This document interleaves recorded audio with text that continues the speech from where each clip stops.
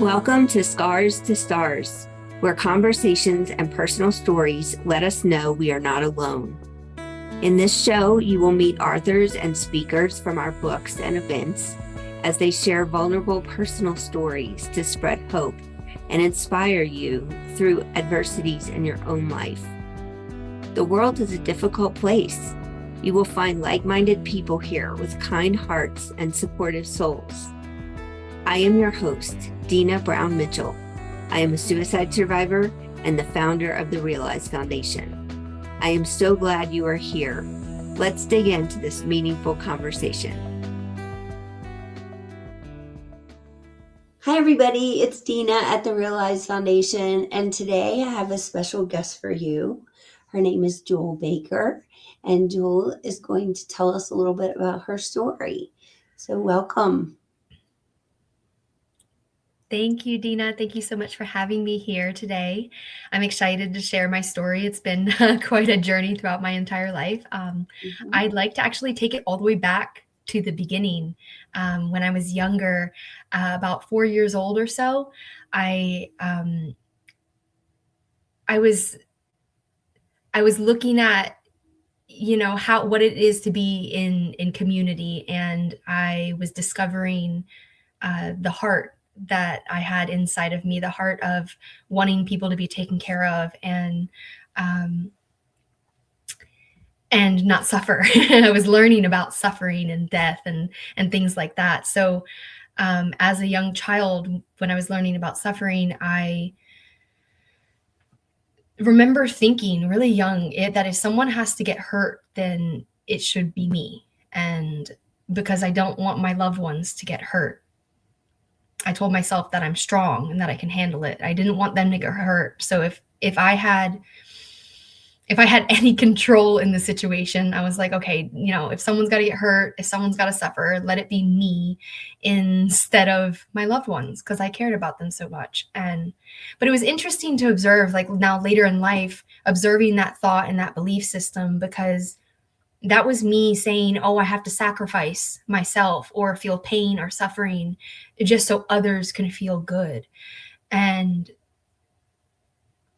yeah, it wasn't a very helpful belief system to operate from. So I believe that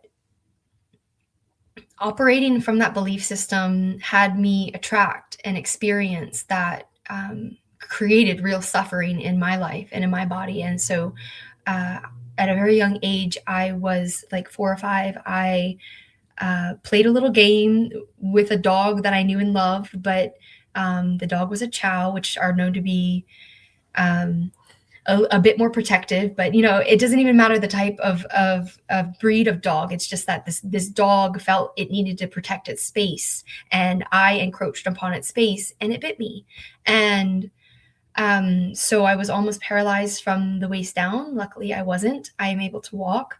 But I have some scars on my lower back and had plastic surgery to reconstruct my muscles. So anyways, I just think that it was really interesting that I operated from this belief system at a very young age and then attracted this experience that caused me a lot of pain and suffering, and had me have to, as like a toddler, I had to receive support from my loved ones around me.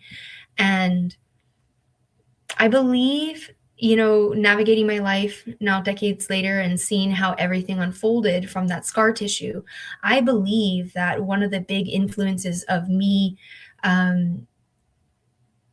contorting my spine in a particular way and then being diagnosed with S-curve scoliosis at the age of 21 was actually due to the scar tissue that happened from that incident, which, when you track it back, was really came from that deep-seated belief that I have to suffer in order for others to feel good, that I'll take the hit. That I'll take the hit if it means that others that don't have to suffer or hurt or feel in pain for any reason, that I'll just take the hit for the community, for my loved ones, so that they can be okay. And I don't know why, this belief was in my body and my being, but I really truly believe that, okay, I'll take the hit, and I'll take the punch, and so everybody can be okay. And um it really set me up for a life where I thought that I didn't matter. I thought that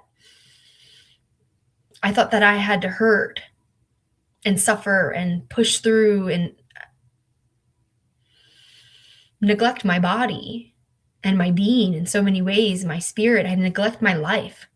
I neglected my own needs to serve others because I thought that their needs mattered more than me.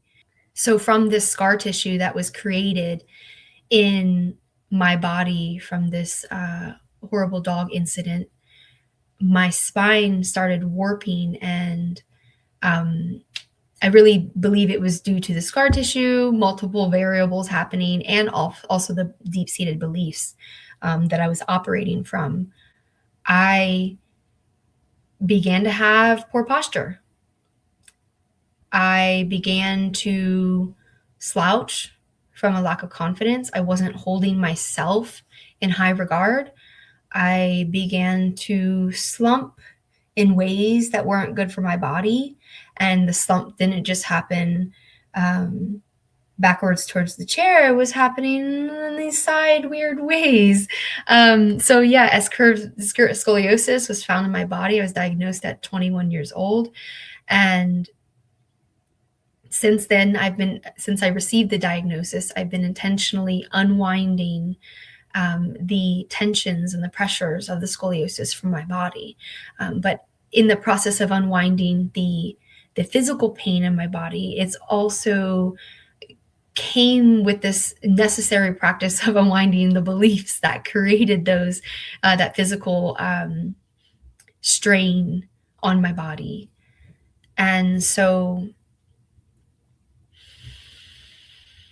that led me to having poor posture, having inconsistent energy, especially which is really challenging, as you all know, in a world that demands our constant output.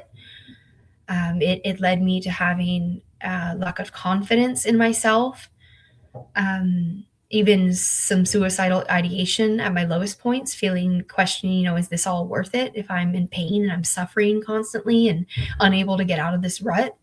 It was like no matter what I did, my body hurt. It was like how much, even as I was dedicating myself to healing my spine and healing my body and helping myself feel better, no matter how much yoga I did or breath work, or like I was doing all of these things to help myself, and yet the pain persisted. So yeah, it's been quite a journey. Like you said, I think a lot of people are paying attention to their pain, like physical pain, but not the mental health part. For many, many years, I didn't understand anything about mental health because I grew up in the 80s, 70s, 80s when nobody talked about that. So it's like, how do you really understand not only the physical pain that you might have, but the mental pain that gets us to that place of ideation, because that is really dangerous. And we lose way too many people. We lose somebody in the world every 42 seconds. And, that's why we have these conversations. So those people can have a way to feel like someone else has experienced what they're experiencing. And maybe they don't have to be alone. So I would like you, did you have any other comments before I ask you more questions? Yeah, I mean, I love that you pointed to the concept of feeling alone, because we can have so many different struggles in life, and yet none of them really have to break us if we know that we're supported in some way. Even if we're dealing with the struggle, at least for me, it provides me peace if I know that I'm addressing it, that I'm making progress, that I'm moving forward, right? But when we feel alone, it feels like this endless trap, this endless trap where you can never get out of, like, like a dark hole. Like, it's like, does anyone see me here? It's very true. It's very true. And when people are alone, and especially if they live alone, it's very easy to get stuck in that situation and not be able to get out of it. When I was there, I had friends that would keep saying, "I'm coming to get you and we're going to go do this," or "I'm going to," and I was like, "I don't want to." But my friends made me go somewhere and do things, and it does help. And so if you are listening and you're in a dark place and you're resisting your friends, invitations, you should take them up on it. Mhm. Um, so Jewel, I know you just wrote in a book, and I want you to tell us about it. Okay, yeah, sure. So I just became a published author as of last week. It's a collaborative book. There's quite a few amazing authors in here, so definitely check out their chapters as well. So the book is called Unveiling the Secrets of Soft Rebellion. Hi there, it's Dina. If you like our podcast and you're enjoying learning about other people's stories of overcoming adversity, please go over to therealizefoundation.org and support us by donating. We believe that conversations, community, and personal story can change lives and reduce suicide ideation. And we also have a way, if you have a business, you can support us without money out of your pocket. So go on over to realizefoundation.org and look at the donate page, and you can learn how to support us as a business, and also you can donate any amount. Thank you so much. Finding your words amidst uncertainty. So I'm really excited because, the goddess on the front, on the book cover, she's just absolutely stunning. So, so my chapter is "The Grind is Not the American Dream." That's what the name of my chapter is. So it's filled with different pieces of my story, of scoliosis, of losing confidence in myself, and the cost of self-neglect and not showing up for myself, even as I was prioritizing the needs of everyone else around me. And it also talks about our role in this society. And I think some of my favorite parts of it are how I really want to bridge this gap between, like you were saying, the mind and the body, the struggles we feel in our body, and the beliefs and mindsets that are attached to that, because they always go hand in hand. And also I have a passion around nourishing the collective and nourishing the individual at the same time, because a group of individuals is what makes up the collective, but we can't lose ourselves as individuals in the collective, and nor can we only be selfish and serve ourselves as individuals and forget about how we impact the collective, right? So I really have a passion in bridging those gaps and nourishing all sides of it, what it means to be an individual in a community. So that means nourishing yourself, being mindful of your impact on others, and nourishing others. It's like this, it's a dance, and it can't, there's got to be a harmonious balance of give and take, rather than all giving or all taking. So I kind of touch on some of these aspects in the book and do my best to invite the readers back into their own bodies as they're exploring these different subjects for themselves. So I really hope that anybody who takes the time to read my chapter in this amazing, beautiful book, I'll show it again if you're looking at the camera, and that my words gift you something good. That's awesome. I love the concept of your chapter. And who published the book?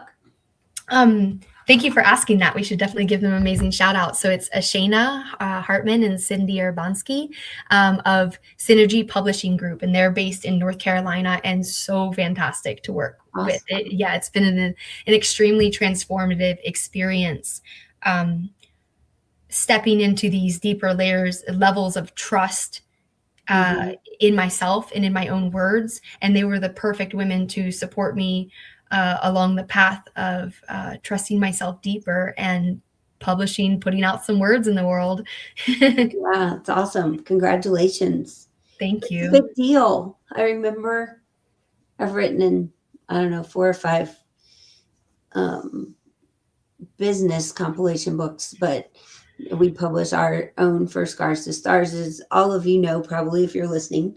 But the first time I ever wrote anything that was published it was scary and it was exciting, and then, it's just something that, even if you're just writing an article for the newspaper or for a magazine, or all of that, is really interesting and exciting because it's your words printed for the world to see, and it's really cool. Yeah, it is really cool. There's definitely a level, a practice of self-trust with me publishing these words, right? Because even since I've written the words, in the time I wrote the words to the book being published, my life has changed. I've transformed, right? So there's this level of trusting that my words are perfect, how they flowed and how they've been published. And even if I see some tweaks or changes that I would have, could have, should have made, right? That everything unfolded in a perfect, beautiful way. And that anybody who perceives those words, including myself, gets to receive something good, to receive some sort of medicine or awareness from them, even if they don't agree with every single word or how I express myself, right? Yeah. So yeah, it's a very much a practice of continuing to trust myself and my own words. Yeah, it's a big deal. It's a big deal. I know we've had people that come and write in our books that have never written anything, and they're, nervous, or they're scared, or they are just scared because of the content they want to write about. There's a lot of different things and emotions that come with that. And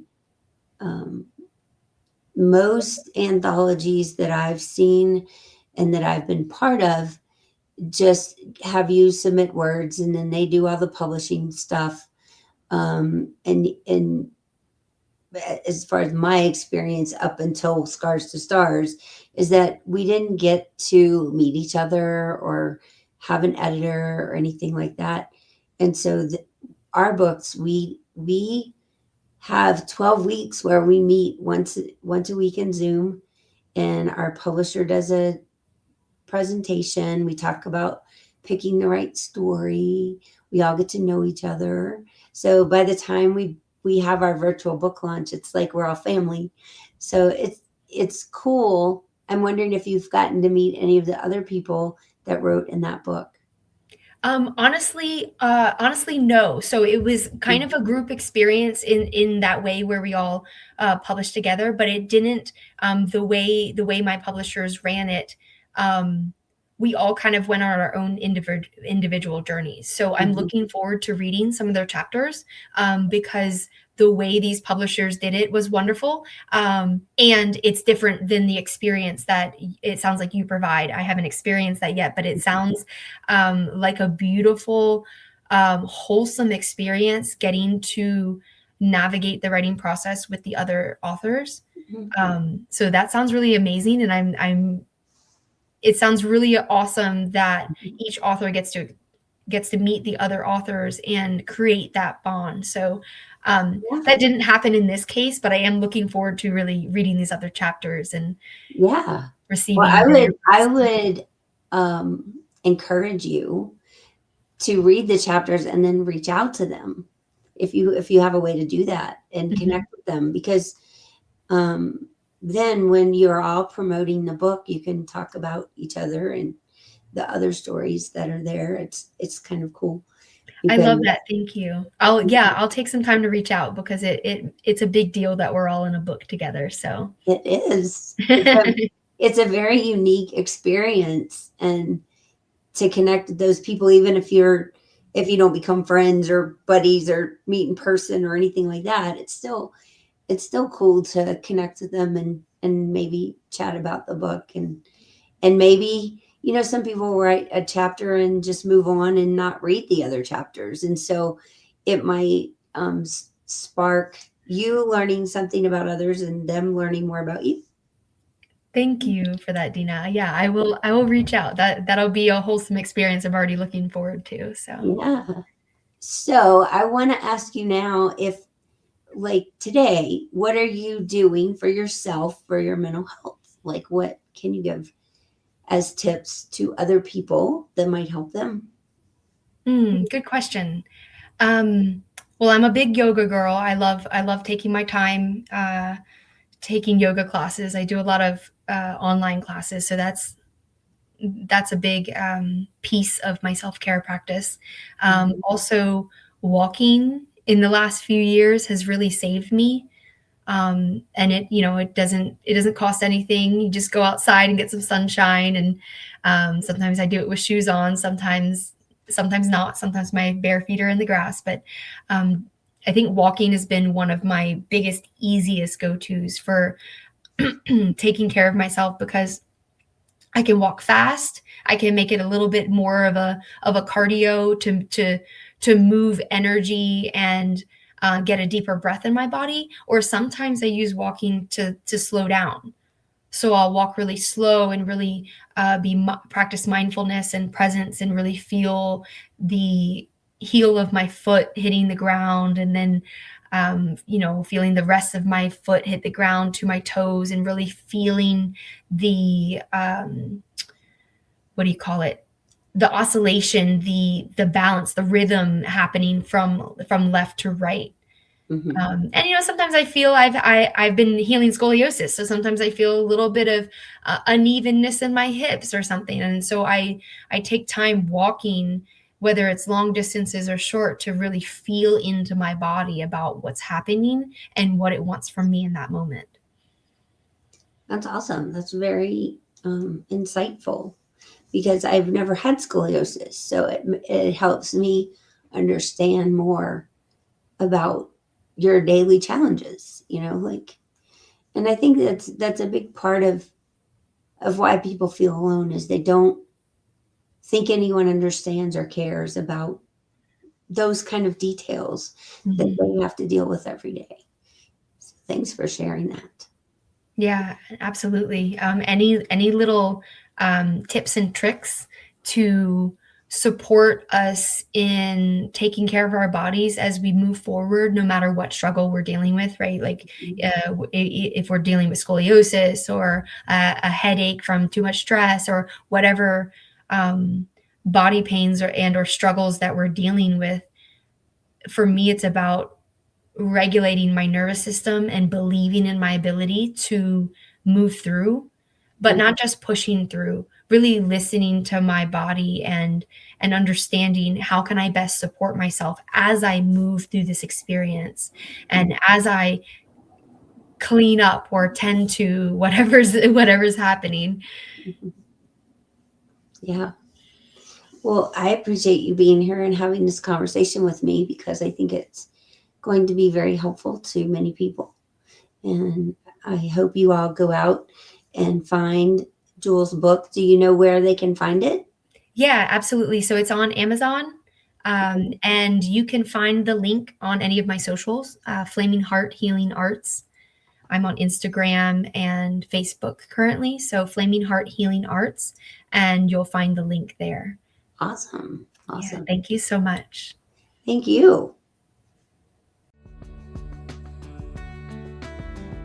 I'm so happy you joined us for this conversation.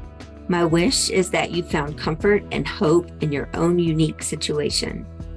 If you resonated with our message, please head over to therealizefoundation.org, where you can apply to write your own story in one of our books. You can also download our 60 Ideas for Self-Care on the resources page. I can't wait to hear from you. Until next time, you are not alone, you are worthy, and you are enough.